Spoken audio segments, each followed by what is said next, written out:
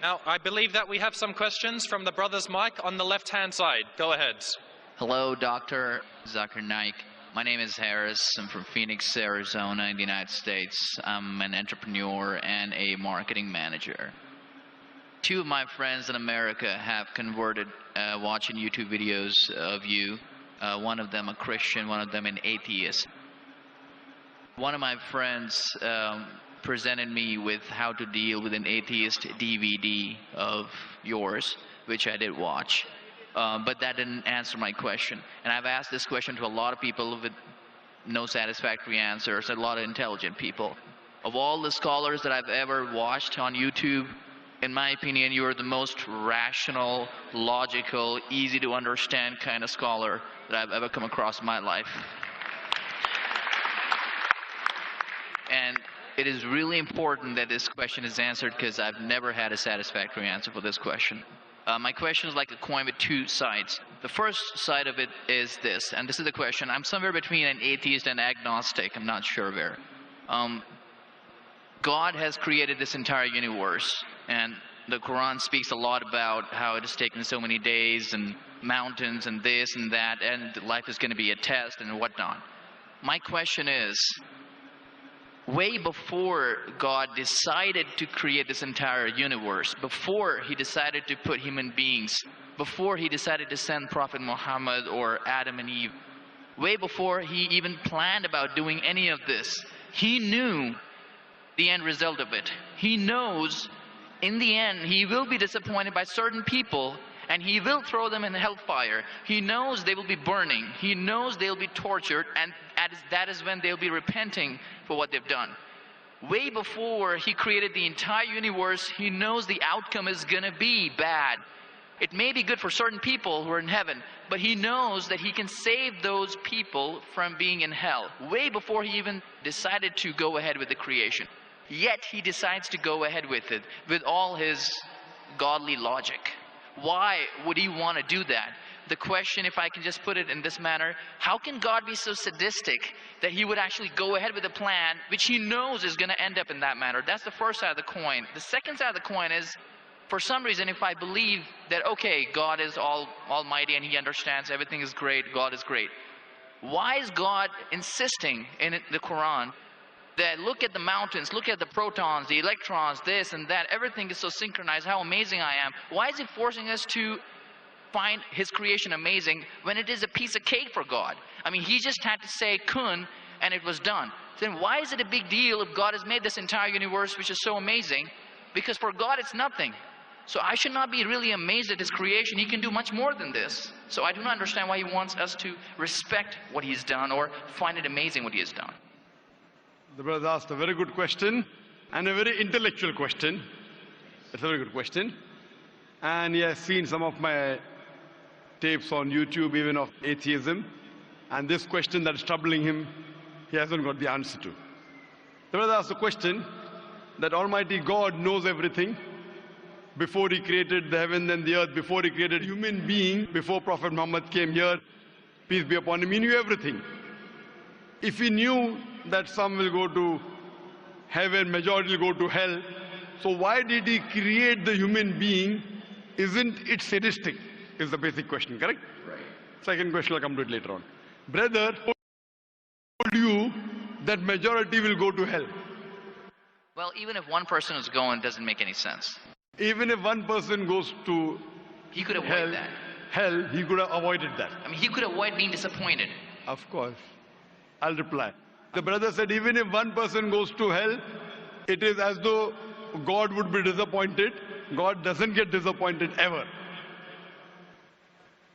Now coming to your question, I started a school. And you may have heard Islamic International School. If a teacher takes an examination, if she is just, while she is giving the examination, she writes in the maths paper 2 plus 2 is equal to how much? The student in front of her or him, the teacher, writes 5. She can very well tell the student, change 5 to 4. Would it be just on the teacher during the test and examination to correct a student who's writing a wrong answer? Right, but if she has an option that the student doesn't need to do any of that and still No, just no, go no. ahead I'm and get the asking you a certificate, simple she doesn't have question. I'm asking you a simple question. The teacher has given the question paper. to. Right. All the students In were that informed about circumstance, it. you're right. For that particular situation, For it's fine. that particular situation, the teacher can tell, dear student, change 5 to 4. What will the other students think about? Unjust. But God Correct. can be just at the same time. He can create a completely different condition. He doesn't have to go ahead with that situation. He's not bound by any situation. Brother is saying Almighty God can create something which is perfect and will not make mistake, correct? That Right. God has already done. He created the angels. God Right. created the angels. The angel never go against any commandment of God. But human being is a better creation than angel. The angels have got no free will of their own. If you have heard my tapes, if you have not heard, I'll tell you now. The angels are a creation of Almighty God, but not the best creation. Almighty God created the human beings. The human beings have a free will to go against God or to follow God. If you have chosen to be a human being, if you disobey His commandments, you go to hell. If you obey His commandments, you're superior than the angel. Because the angel doesn't have a free will of his own, then he follows God. It's nothing great.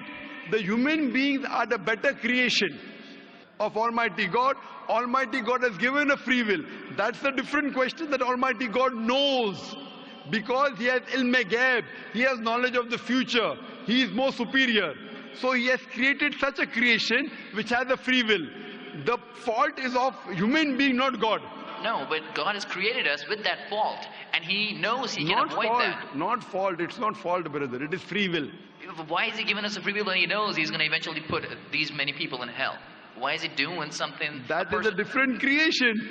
Like, would you want to create something which can think on its own, or would Why you want would to? someone so compassionate can also Brother, be that's what something I at the tell same you. time? What you want, God has already created an angel. I'm asking you, which is better? An angel following Almighty God or a human being following Almighty God? Which is better? For me, absolutely, if I get a second chance, I would want to be an angel. Why would I risk going to Second hell? chance, correct. That's why Almighty God says in Surah Araf, chapter number 7, verse number 172, Almighty God brought all the human beings from the loin of Adam and asked them, is there one God? All agreed. Almighty God says in Surah Hashar, chapter 59, verse number 21, if Almighty God revealed the Quran on the mountain would shudder down. Almighty God says in Surah Azab chapter 33 verse number 72, it is the human beings who were fools who said we want to be human beings. You and I were fools. Now you cannot backtrack. Once you said you want to appear for the test, once you read the test paper. Nobody asked me. That's They what, asked Adam and Eve. No, brother. Quran says every human being was asked. And then it is washed off. This memory is washed off. If the memory is there, where is the test? Almighty God says in the Quran, do you want to be a human being? If you become a human being, you can become superior to an angel or can get inferior. If you don't want to become a human being, just pass. Even for argument's Brother, sake, let me even in that please condition. let me complete. You ask the question. All right, go ahead. If you sorry. interject, how will I answer? Sure, go ahead. So Almighty God asked the human beings, and the Quran says, we human beings were fools, you and I both, were fools who opted for the test. Now once you undergo a test, if you follow the commandment after free will, you be superior to an angel. If you disobey Allah, you become inferior to an angel. We wanted to pass with distinction, you and I. You and I. You told, I don't remember. Of course you will not remember. And even I don't remember. But I believe in the Quran. On the day of judgment, Almighty God says, not a single human being will object to the justice of Allah. That will come to know on the day of judgment. Only thing we'll say, please give us one more chance. Almighty God will say it's too late. Because if He wants to give you a new chance, even I'll have to come back in the world again. Again, everyone. So those who failed, He can't get only the failures. So the Quran says no one will ever object on the justice of Allah.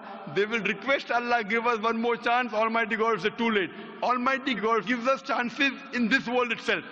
You make a mistake, Allah gives you a chance to repent. You repent. Allah forgives you. Again you make a mistake. Once you die, it's only one. So as far as the first question is concerned, why did God create? Because it's a better creation. Any logical person, including you, has to agree that a person who has the free will is a better creation than a person who has no free will. Only your question you don't remember is perfectly right. when you die, when you're resurrected, that time you and I will meet. Then you will say, I remember. Even I don't remember now. But I have faith in the Quran that Quran cannot be wrong, because scientifically, if you heard my lecture, 80% of the Quran is 100% matching with science. 20% is ambiguous, neither right, neither wrong. So my logic says when 80% is 100% correct and not even 0.1% of the 20% is wrong, so my logic says even this 20% would be right. I'm a scientific person, I'm a logical person. So I believe in the statement of the Quran that we chose. If you wouldn't have chosen, you could have questioned God. Why did you make me a human being? Then God would have been at fault. But God says in the Quran, He asked. The mountains were afraid. Everything else was afraid. We human beings opted for this. But do you remember being asked? I don't remember being asked. Brother, if you heard my answer, even I don't remember. But if you remember, then where is the test? Imagine if a teacher teaches you something. Teacher teaches you something. Teacher gives you the book. The teacher has to take away the book for the test. If the teacher says, okay, take the book and answer, where is the test? Okay, but why? After the examination is over, you can go home and check or not. But even before the exam began, God knows the end Brother, result. listen to me. After the examination is over, can you go and check home or not in the textbook? Absolutely. But during the examination, can you check? No. So now the examination is going on, brother. Once it's over, you can check. If you tell teacher, I want to see the textbook, I don't remember. No. During the examination, you cannot refer to the textbook. It will be called cheating. Correct? So once the examination is over, if you don't remember, you tell God, what is this illogical? But Quran says not a single human being will object to the justice. Let the test go over. So today, I being a scientific person, I being a logical person, based on my knowledge of science, based on my logic, when I read the other scriptures and when I read the Quran, I find Quran is the only book, only religious scripture on the face of the earth which passes this test. So therefore I, being a scientific person, being a logical person, agree, okay, fine. This statement of the Quran also has to be right. I don't remember, that is the test. If I remember, where is the test? So that answers the first part of the question. First part, that saying that God was sadist. God is not sadist. For example, I start a medical college. I want the school students to go to medical. How many students who go to school enter the medical college? Just roughly, can you guess? Few. Surely less than 5%. Less than maybe 1%. So why did you make a college where only 1% can enter? Fine. It is for selected few. So same way God made heaven, Jannah, Jannat-e-Firdaus. Everyone cannot go to Jannat-e-Firdaus. Why not? Sorry? Why not? Why can't everyone go to medical college? Because it's human capacity. If humans were capable of being able to put everyone in medical college, they would. That's the way we are made. The same way everyone cannot become a doctor. Only those who have the capacity. Same way everyone cannot go to Jannat-e-Firdaus, the high levels of paradise. We have to strive. God has given you capacity. If you don't follow His guidance, you cannot. If you follow His guidance, to go to Jannah is very easy. If you're intelligent, it's very easy. If you're intelligent and if you're truthful to yourself. But if you're not truthful to yourself, even a non-intelligent man can go to Jannah. Only thing, you should be truthful. God has given you different options how to follow Him. Some people think they are smart. I tell them they're extra smart. If they were smart, they would see it is crystal clear, in black and white, that this is the word of God. You have to follow it. That's the reason Francis Bacon said, little knowledge of science makes you an atheist. In-depth knowledge of science makes you a believer in God. So I wouldn't say God is sadist. I said we were fools who opted to undergo the test. Not God. God gave you an option. What do you want to be? We chose. So we are responsible, not God. God is not a sadist. We are fools. That's what the Quran says. On the day of judgment, you will come to know, inshallah, you and I both. Inshallah, if I go to Jannah, inshallah, I'll pray to God, I'll thank God. you know, I was a good person, I choose to be a human being. If you pass that, if you fail, then we will crush our own self. Hope that answers the question. The second part, Sorry, what was the second part? that even if I believe how almighty he is, how knowledgeable he is, why is he so bent on convincing us, look at the mountains, look at the electrons, look at the That's right. protons? The second part of the question was that why does Almighty God give references of the mountain that He's created this? For Him it is peanuts. So why is He talking? You know why is He saying? He's saying these peanut things, mountain, they would shudder. You human being who are superior, why don't you understand? Quran says in Surah Hashar chapter 59 verse number 21, had the Quran been revealed on the mountain would have fallen down to utter ruin. But to us human beings it makes no difference. He's giving these examples to show that these things which are so powerful, the mountains etc. which He has created, would have submitted their will. Why don't you human beings do? He's trying to give an example that we are fools. He's not trying to praise Himself. And whenever He asks us to praise Him, or when He says, we say Allah Akbar, God is the greatest. Do you think it will change Allah? No. Whether you say 1,000 times Allah Akbar or 1,000,000 times, He cannot become greater. He's already the greatest. The reason we say these things is because it is our human mentality, our human nature, that we follow the people who are famous, we follow the people who we praise. For example, your mother has a heart attack. There is an unknown person on the street who gives you the treatment. And you heard that the best heart specialist in the world is Dr. X. Now, will you follow Dr. X's advice or the person on the street who you don't know? Dr. X. Why? Because Dr. X is famous. People know him. He's the best in the world. So the reason in our salah, in our life, we say Allah Akbar. Allah is the greatest. Allah is the most wise. Allah is the most intelligent. Why? If we say that, it does not benefit Allah. It benefits us. That if we praise Him, we follow Him. If we follow, we go to Jannah. To Allah, it makes no difference.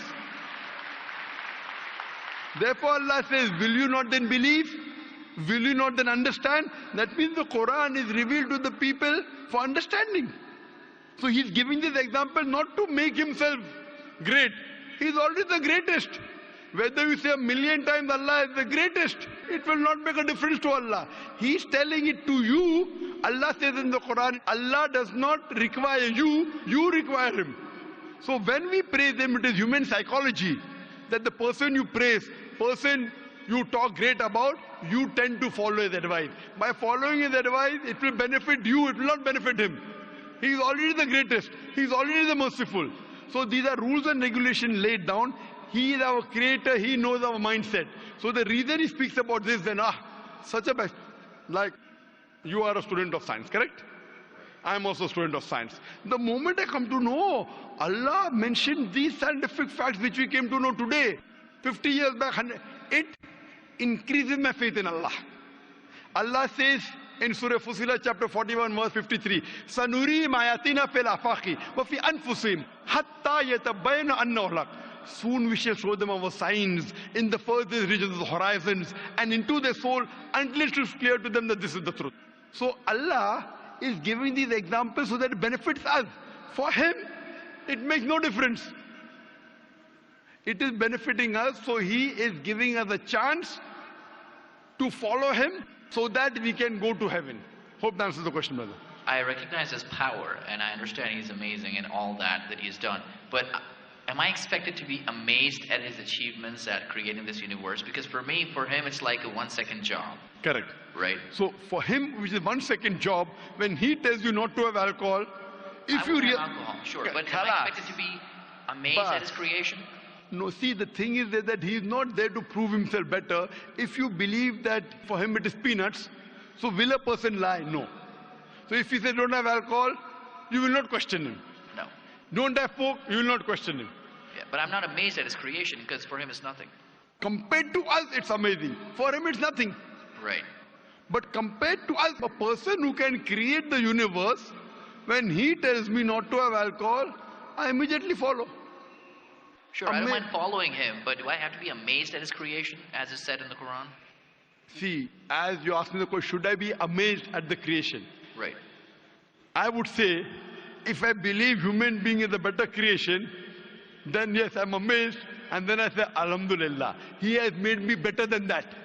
So if I'm amazed, He made the mountains, He made the stars, He made the sun, but He made Zakir Naik also. He made a human being. And we are the best of creation. So He gives these examples so that we realize what benefit He has given to us. All the favors He has given to us. Talking about the science, talking about the protons, talking about the mountains. Finally He says, human beings are the best creation. So in comparison, we have to agree that our Creator has created this human body, the molecules, the DNA, the complex thing, which can never come by chance. So in this way, we are amazed at the creation of the human being. And then we submit to Him. If we are not amazed, only by being amazed, we submit that He is our Creator, He is worth worshipping. No one else can do that. This is so that we worship Him and we pass the test and we go to paradise. Hope that answers the question. If Bill Gates gives me $100, should I be amazed that he has given me that money? I believe that the question has been answered, and unfortunately we are very constricted for time. You are welcome to come back tomorrow, inshallah. As with all of the brothers and sisters, we have come to the end of tonight's session. So please, a very big thank you. This last. It said, if Bill Gates gives you $100, Should I be amazed? will you get amazed? Brother, the question is, why should Bill Gates give you $100?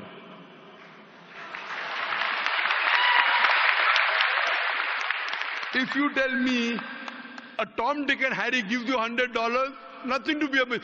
Bill Gates gave me $100. It's something that he gave you. Why did he give you? Why not somebody else? Why? The question is, why did he give you is the question. Okay. If some Tom, Dick and Harry gives you, if a man on the street gave you $100, Bill Gates. Got it. You got it, no? Answer. Got it. I got that. So now you're convinced, huh? Yes, absolutely. That is the answer. So inshallah, I hope that we'll come closer to Islam. So I should not be amazed at the fact that he's given me the money. I should be amazed it's him who's giving the money. Alhamdulillah. Got it. So it was worth the time extending. Alhamdulillah.